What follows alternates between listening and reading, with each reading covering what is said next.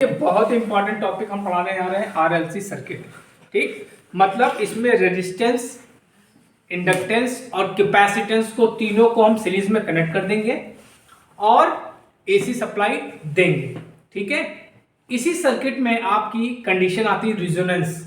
ठीक है, रिजोनेंस का प्रयोग हम लोग ट्यूनिंग मैचिंग में करते हैं। किसमें करते हैं? ट्यूनिंग मैचिंग में करते हैं या फ्रीक्वेंसी मैचिंग में करते हैं। ठीक, चलिए RLC circuit, R L C circuit.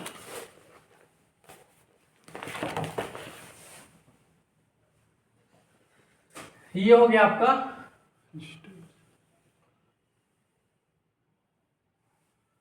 Inductance. ठीक, और ये हो गया आपका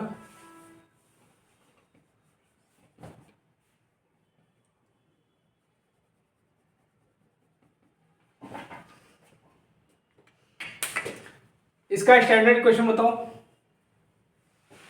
बताओ। V इक्वल टू आर नहीं V equal to V max sin phi t omega t. Omega t। कहाँ दिमाग है? तीसरी बार बताने जा रहे हैं। ये जो हम वोल्टेज सप्लाई दे रहे हैं इसका स्टैंडर्ड इक्वेशन क्या होगा? V equal to V max sine omega t। समझो? और इनमें जो करंट फ्लो ही वो होगा, इसका formula I max sine omega T. समझ गए? कंफ्यूज क्यों हो रहे हो? ये आपका R हो गया, ये आपका L हो गया, ये आपका C हो गया। ठीक, समझे? अब यहां पे इसके क्रॉस वोल्टेज ड्रॉप कितना होगा? VR होगा। क्या होगा? VR होगा। इसके क्रॉस जो वोल्टेज ड्रॉप होगा वो VL होगा और इसके क्रॉस जो वोल्टेज ड्रॉप होगा वो VC होगा। समझे? अब इसके बाद हम इसका बनाते हैं वेक्टर डायग्राम। ठीक, देखिए इसका वेक्टर डायग्राम थोड़ा कठिन है, दिमाग लगा के समझना चाहिए। देखिए ये आपका क्या हो गया? ये होगा आपका VR। क्या हो गया? ये आपका क्या हो गया? VR हो गया। ठीक, अच्छा थोड़ा इसका वेक्टर डायग्राम थोड़ा बड़ा बनेगा। ये आपका क्या हो गया? VR हो गया। क्या हो गया? VR। ठीक, ये पूरा क्या होगा आपका? ये होगा आपका VL हो जाएगा। क्या हो जाएगा? VL। ये हो जाएगा आपका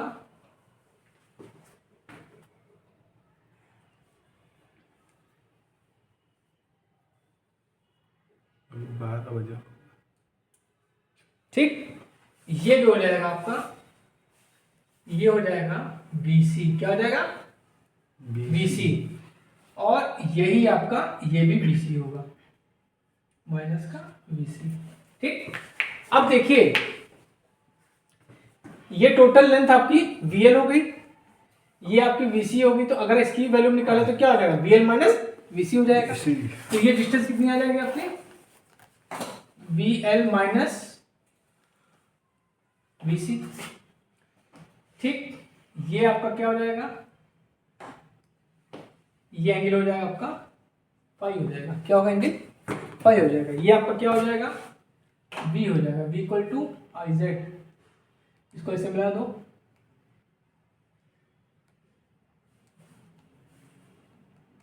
ये भी क्या हो जाएगा? VL minus VC। ये क्या हो जाएगा आपका? VR।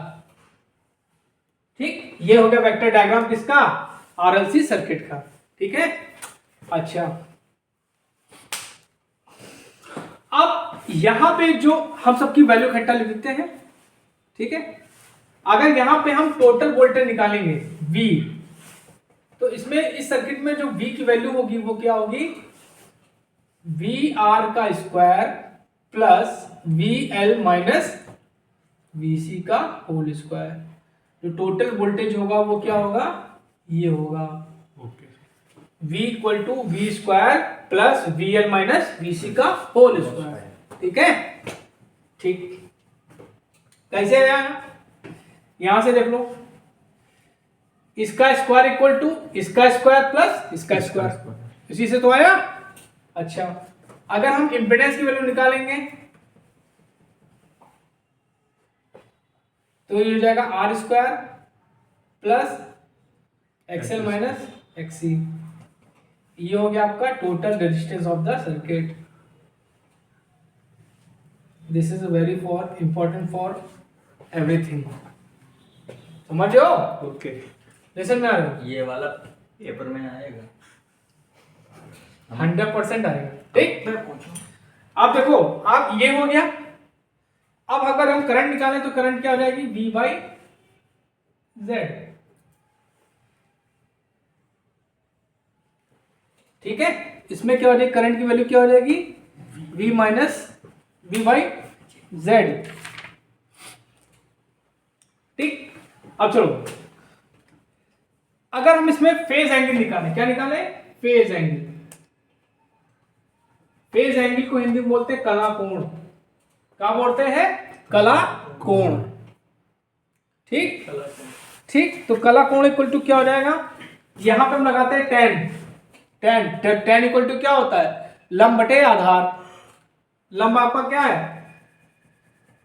तो टेन फाइव इक्वल टू लंब आपका क्या है, वी एल माइनस, ये लंब हो जाएगा वी सी, आधार क्या है, we are.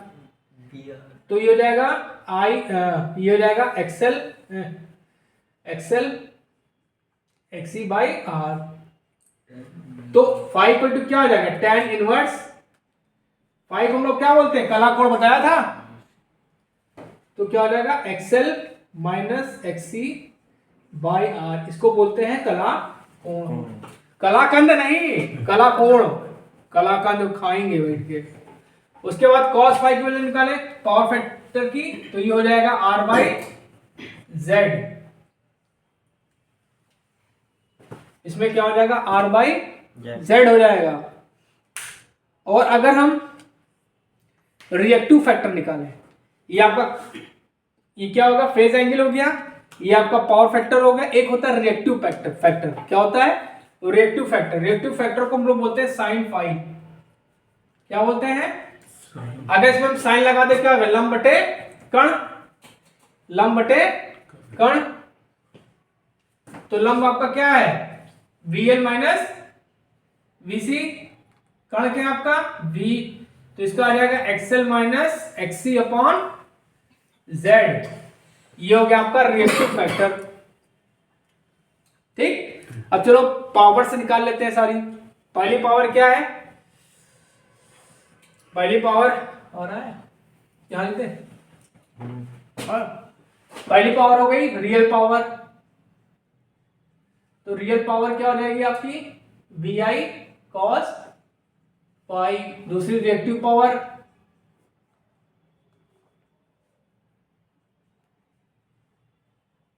We I sine phi. Apparent power,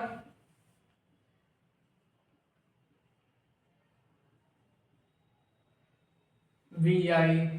clear है, ठीक। अब रिजोनेंस के बारे में बात करते हैं। एक ऐसी कंडीशन आती है, क्या होती है, एक ऐसी कंडीशन आती है जिसमें एक्सएल और एक्सी की वैल्यू क्या होती है, बराबर हो जाती है। क्या होती है, बराबर। एक्सएल की मतलब कि इसको बोलेंगे रिजोनेंस। रिजोनेंस, रिजोनेंस मतलब क्या होता है, अरे अनुनाद बोलते हैं। क्या बोलते हैं हिंदी में, अनुनाद। अनुनाद,